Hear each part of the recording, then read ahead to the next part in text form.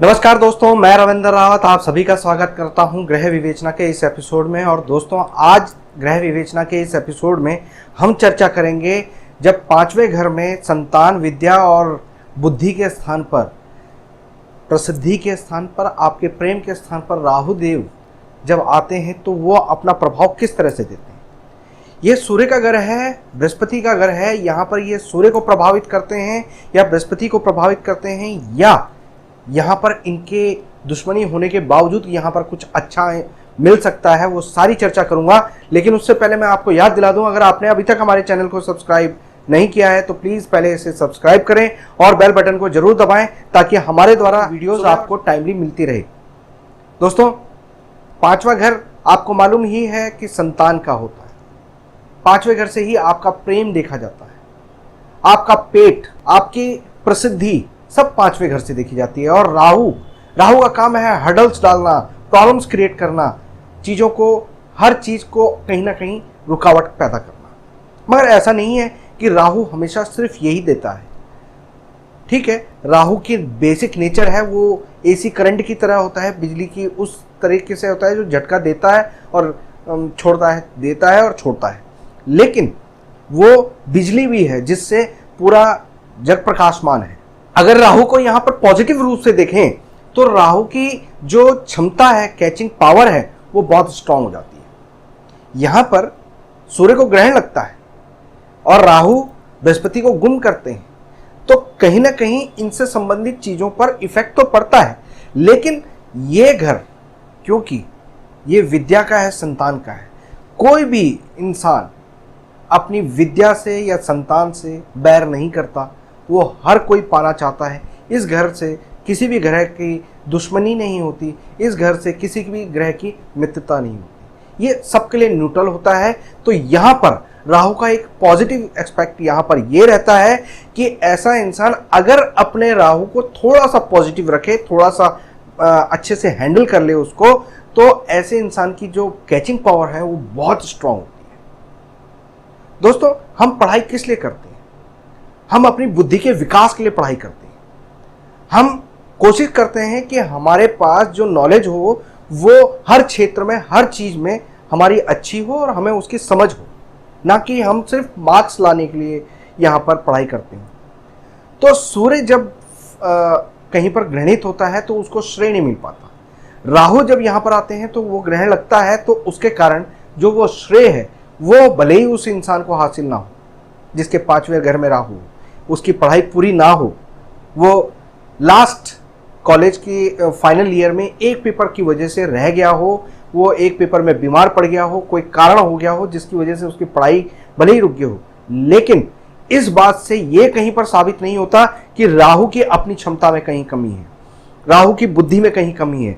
यहाँ पर जो इंसान जिसके राहु पांचवें घर में होते हैं, आप नोटिस करिएगा कि वो भले ही शक्ल से कितना भी भोला नजर आए, लेकिन उसके पास बुद्धि की जो तीव्रता है, उसके सोचने की जो क्षमता है, उसकी कैचिंग की जो पावर है, वो उसकी पढ़ाई, उसकी डिग्री से बहुत आगे तक होती है। दोस्तों, राहु जब यहाँ पर होते हैं तो बृहस्पति को ग्रहण लगाते हैं। बृहस्पति को ग्रहण लगाने का मतलब, बृहस्पति क्या है? पेशेंस। और राहु ने उसको ग्रहण लगा दिया, यानी अब पेशेंस कहीं ना कहीं कमजोर पड़ जाते हैं। ऐसा इंसान हड़बड़ी में हर चीज सीखता है, इसलिए इनके पास बहुत सारी चीजें होती हैं ज्ञान के लिए। ये इस फील्ड में भी जाते हैं, उस फील्ड में भी जाते हैं, तीसरी फील्ड में भी जाते हैं। इनके पास कई चीजों की नॉलेज होती है। मगर अगर सर्टिफिकेट की बात कहें तो शायद इनके पास सर्टिफिकेट कोई पूरा मिलता है। तो दोस्तों, ये पॉइंट एक यहां पर वो है, मगर इससे इनके नॉलेज पर आप संदेह नहीं कर सकते। दूसरी बात दोस्तों, जब पांचवें घर में यहाँ पर राहु देव होते हैं तो उनके पेट में गैस बनती है, गैस सर पर चढ़ती है। सर जो है वो सूर्य है, बृहस्पति है, इन दोनों को वो प्रभावित करता है। ऐसा इंसान कंटिन्यूटी में कोई भी काम नहीं कर पाता, उसको सरदर्द की शिकायत होती है, किताब खोलते ही उसको नींद आनी शुरू हो जाती है। ये जनरली होता है। लेकिन अगर आप उसको इलेक्ट्रॉनिक मीडिया या लैपटॉप, फोन, इन चीज़ों में इन्वॉल्व करके रखोगे, आप किसी से कन्वर्सेशन करोगे, टीवी को इनको दिखाओगे, तो उससे ये बहुत चीज़ें कैच करते हैं। इन लोगों की पढ़ाई पहले तो होती नहीं, अगर किसी तरह से पूर्ण हो जाए तो वो लाइन चेंज होने के चांसेस बहुत स्ट्रांग होते हैं। और जब ये अपनी लाइफ में सक्सेसफुल नहीं हो रहे अपने काम में, तो आप इनसे पूछिए कि अपनी इन्होंने फील्ड चेंज करी कि नहीं करी, जिस फील्ड में इन्होंने पढ़ाई करी थी उसको चेंज किया कि नहीं किया। जब वो चेंज कर लेंगे उनकी फील्ड पूरी हो जाएगी, उनकी पढ़ाई उनकी काम आने लगेगी, उनकी इनकम काम आने लगेगी। दोस्तों, जब भी राहु यहाँ पर होते हैं तो ऐसे में इंसान के पास नॉलेज बहुत अच्छी होती है, भले ही वो पूर्ण ना हो पाए फिर भी नॉलेज अच्छी होती है। अगर हम संतान की तरफ से जाते हैं, क्योंकि ये संतान का घर भी है, तो संतान के घर में भी पहली संतान के लिए कॉम्प्लिकेशंस होती हैं, चाहे स्त्री की कुंडली में हो चाहे पुरुष की कुंडली में हो। जो भी संतान होनी है, पहले मिसकैरेजेस के चांसेस ज़्यादा होते हैं, अबॉर्ट होने के चांसेस ज़्यादा रहते हैं, तो ऐसे में प्रिकॉशन ले लेना चाहिए। दोस्तों, यहाँ पर संतान जरूर होती है, इसमें कोई संदेह नहीं है, लेकिन एकदम संतान पैदा होते समय कॉम्प्लिकेशंस पैदा होंगी। सब कुछ नॉर्मल चल रहा होगा, अचानक पेन उठेगा और ऑपरेशन की नौबत आ जाएगी। सब कुछ कॉम्प्लिकेटेड चल रहा होगा और एकदम डिलीवरी नॉर्मल हो जाएगी। यानी कोई भी चीज़ एक्सपेक्टेड नहीं होगी, अनएक्सपेक्टेड सा होगा। मगर दोस्तों, यहाँ पर अगर इंसान पेशेंस रखे तो ये राहु बहुत कुछ दे सकते हैं। जब भी राहु यहाँ पर होते हैं, ऐसा इंसान अगर अपने ज़िंदगी में चंद्रमा को ठीक रखे, शनि को ठीक रखे, तो इस राहु के पूर्ण रूप से पॉजिटिव रिजल्ट मिलते हैं। यानी कुंडली में आप अपने चंद्रमा को मजबूत करते रहें और दूसरी तरफ आप कुंडली में शनि को खराब ना होने दें। शनि खराब किस तरह से होगा? शराब, अंडा, मांस, मच्छी का आप प्रयोग कर रहे हैं, आप झूठ, फरेब, इन चीज़ों में ज़्यादा इन्वॉल्व हो रहे हैं, या आप कामचोर बन रहे हैं। इन 3 चीज़ों का अगर आप परहेज कर लेते हैं तो आपके शनिदेव ठीक रहेंगे। दूसरी तरफ आप चंद्रमा को स्ट्रॉन्ग करते हैं, अपने खाने पीने में जितना चांदी के बर्तनों का प्रयोग कर सकते हैं आप उनको यूज़ करें।